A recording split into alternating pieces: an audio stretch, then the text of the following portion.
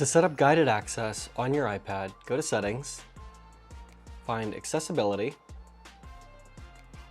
and then scroll down to Guided Access at the bottom. First, turn on Guided Access, and make sure the box for Accessibility shortcut here, this is selected, and then we can go back.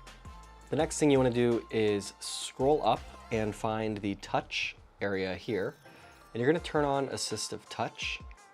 You're going to see this little icon come up onto the side, and we can customize the top level menu. We need the accessibility shortcut in here.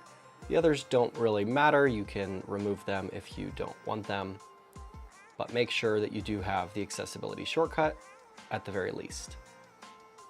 And then we can go back. And the last thing we need to do is scroll down to the bottom where it says accessibility shortcut, and we're going to choose guided access as the accessibility shortcut if that's not currently selected, and we can go back. Now, the last thing you could do is go back into the touch area, assistive touch, and you can change the opacity of this menu. So if it's bold like this, we can turn it down so that it barely shows when we're in the apps.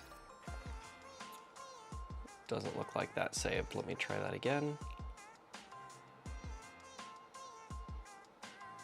There we go. So now what's going to happen is when we're in an app, if you want to lock this app, you just tap accessibility here to start guided access, hit start at the top, and put in your passcode. And now guided access is started, and to exit, you simply need to tap the touchscreen button and type your passcode again and hit end. Now, if you did have more than one shortcut in this touchscreen assistive touch setting, then when you tap that, you would then select the accessibility shortcut. But that's how you enable and disable guided access on the iPad.